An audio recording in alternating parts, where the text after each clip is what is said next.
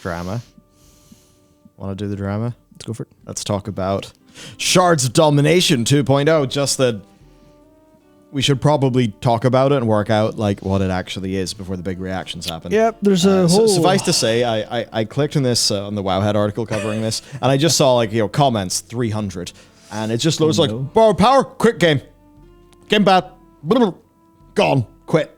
And you're like, whoa! We don't even know what it is yet. But actually, more stuff sort of came out, and it's definitely worth talking about. Probably not so bad as just about everybody, well, everybody in the uber reactionary, camp. Yeah, this seems to be. Yeah, I think my initial reaction was interesting, because my first reaction was, for like a split second, it was, oh no.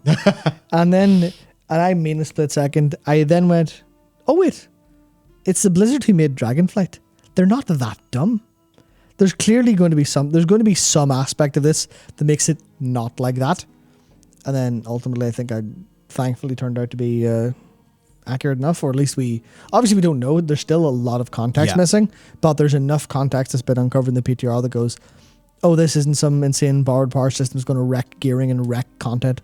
It's a thing that might be, believe it or not, fun. Yeah. Maybe.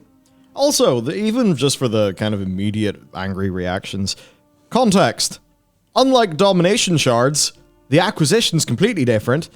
There's not a situation of fighting for, the same slots as Legendary Gear, as Legendary Gear or whatever, like there was in Shadowlands. And it's happening over halfway through a raid tier, not at the start. These are important. Now, you basically get these gems, and they all are item level 411. Doesn't seem like they can be upgraded. And then there's an Onyx Amulet, which is a ring that's 405, which is unique equipped and has 3 primordial stone sockets, right? So there's also then some new jewel crafting designs and items that are related to these things. One of them is called Primordial Pulverizing. Interesting. I know a few people who enjoy that. We've got Dormant Primordial Fragment, Unstable Elementium, so, stuff, crafting, who knows. As for obtaining, this is actually Laced, who does great work with us, great work with others as well. He just went into one of the vaults in the new zone, and we will talk about that soon, because it actually seems cool. And again, this is not a major patch zone. No, this is like just, thing. Oh yeah, you can go back to the Forbidden Reach. By the way, we've tried. But anyway, when you're going into these vaults, it seems you can get these primordial stones. With this one, anytime a primordial stone activates, you shield yourself, absorbing damage. Right, so there's that. And we can actually find some other ones here. We've got a smoky stone, which means that successful interrupts cause you to burp fire. And if you want a little teaser for what we're going to talk about later, that's actually just like what the Ret Paladin rework in the PTR also has an effect just like that. Yeah. So remember when they added Demon Hunters and they got resources back for interrupting? And everyone went, that's a brilliant idea. That's also a terrible idea for small reasons that we'll get into later. Okay. It seems like they're now actually going to start saying, just use your interrupts, please. Please. It's good. Perfect, in fact. Also, I will say, before I hand it back to you, if anyone was confused by it being called the Amulet, and immediately thinking it's a necklace, I don't know if it was intentional or if they wanted to play with people who expect it to be a thing, but an amulet is a small ring. But every time I go, oh yeah, the Onyx Amulet, that's a ring, not necklace, it's a ring. Exactly the same. Yeah, it got me first time. Because then I started thinking about my lariat. Yeah. You go, no! Yeah. Get away. So, what are the effects? Well, moving builds an electrical charge, causing your next damaging ability to do nature damage. That's perfect for me. Fire damage from your stones increased by 60% is now considered chaos. We got the healing one. Basically just these little procs. Entering combat increases the tertiary stat of you and 4 allies. Being near a corpse grants the effects of blood, frost, and plague primordial stones. So basically it is this system of the different stones. Maybe they can proc off each other, kind of work together. I think the idea seems to be that you build up stuff with these. It actually does seem kind of interesting. Seems like you could get a little bit of buildcraft out of this. Yeah, it's in a way that's more interesting than the domination shards, which were just so boring. Yeah, there was a little bit of domination shards having that mix and match kind of thing of having so many of each. I think that was okay, but I think as people in the chat are pointing out, this is very much closer to Mechagon punch cards and the socketing you could do with that compared to anything else, which... And I know there are certainly cases where that was a very good trinket, especially before you replaced it with higher item levels, when you had, I can't remember whatever the laser damage effect was. And I know that was strong, but I think this is, well, we have to talk about where Punch it comes cards. from. Yes. Yeah, but if it's, yeah, so if it's, because I see people saying, like, it doesn't matter what, it's still borrowed power, especially when you look at like a 405 ring and the 411 gems. But I think there's a little bit of this being on PTR and then not talking about it means they might very well restrict it in certain situations, and it might be something just for specific. And I can't imagine, given the rings item level, I can't imagine this will suddenly be better than Mythic gear. This might just be for the kind of people who are playing normal and heroic to go and have a thing to do, kind of get and have a little extra thing to do. And I think the big difference for me is, like, say if you're going for curve. Yeah, probably going to have it before this patch, right? It doesn't really... You would imagine so in most cases, at least the people are pretty dedicated, and for those who aren't, it's like, oh, we can go do, a new thing, get some more power. Yeah. But it just, to me, doesn't seem damaging or disrupting. I will get into the reasons, like, very firmly why this is not a repeat of the past. It was funny looking at Reddit, though. Dark Horse compiled for us some of the good things. So, of course, the ghost of Jeff Goldblum, the mod, has had to lock the thread. But we got, no, please, not again. We really don't need Shards of Domination 2.0. And then, seems a lot more like the trinkets from Mechagon. Build your own ring. I like the idea. Yep, that's the winner. So that sort of thing. There is the reasonable people. Then there's the reactionaries. I'm locking this because people are losing their fucking minds about data mine strings that Wowhead is wildly speculating about.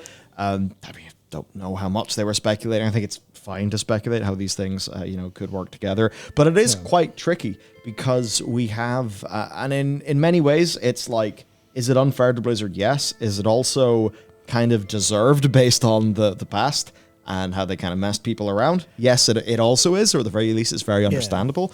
Yeah. To me, it comes from a different angle of, like, it's less about being deserved. Because you could argue either way all day long, based on Shadowlands and then based on Dragonflight. I think it's more the pragmatic approach is Blizzard, stop putting things in the PTR without at least some explanation for what they are. And obviously that can be pretty grim, but it's the same way, like, it's the same way you look both ways when crossing the street because you can't trust drivers to stop for you. Or why I always be very careful around zebra crossings because you can't trust people to follow the rules and standards. Not in this city. Yeah, so it's the same thing of, in an ideal world, it would be very nice to say, okay, Blizzard, we completely trust you. This is okay. You're not dumb enough to repeat this mistake. But it is kind of in the real world that we have to go, people are going to see this and they are going to mold. That's just going to happen no matter what. So they really should have, like, preempted by saying, hey, or even like had a response drafted up pretty quick going, hey, this is this and it's going to do this. We currently intend it to be this. And then everyone goes, that's a good idea. Or that's a terrible idea. Don't do that. Which is the whole point of feedback. It's the whole thing about, like, everything they had in the alpha and the beta, and everyone's going, we don't know what your intentions are, so we can't give feedback on the intentions. If this is actually meant to be some insane power boost that you have to go and grind out for like 6 hours a day for a week to get them all, and otherwise you're going to be bottom of the DPS meters, that would suck. And it could technically be the case, and it could technically be the intent. Or it could be supposed to be weak as shit and worse than 405 rings. We don't know. So I think it's up to them to kind of come out and say, here's how it is. Yeah, and like versus the domination shards, it seems that they're not going to be like as much of a pain in the ass as the shards were in terms of, like, what gear accepted what shards and all of that. And they're not seemingly from the raid. Yeah. Or from M+. Yep. They're not seemingly from those things. There's not, like, dual layers of randomness where you have to get the domination socket gear from the raid and then also get the right shards to put inside that gear. So, like, that's completely different. It's not happening at the launch of the raid. So for the people who really care about curve or a server first or hardcore mythic progression, not going to be as impactful to them in the way that Blizzard would normally do, even if this is like decently powerful when it comes out. Well, often Blizzard do progressively nerf mythic, right? Like they've done that plenty of times before. This is just giving people some more power, which is therefore a nerf, but it's not one that involves moving the goalpost. Yeah, I think that's in such a way. Yeah, it's weird because you could argue, oh well, maybe you shouldn't have to or you shouldn't have to nerf your content in 10.0.7 if your gear curve works as intended. But it is like, could be them responding to anything. Could be them responding to data. Could be them going, no, this is the last few weeks of the season where you're allowed to have fun and have new things and do whatever you want. Yeah. It could be any number of these things. It could be literally them going, what if we had 2 weeks of corruptions at the end of every season? Well, I think like they'd also, for the people who just do the Primal Storms and stuff, who don't do that group content, this is a big, powerful thing for them to chase after in the new open world, world content.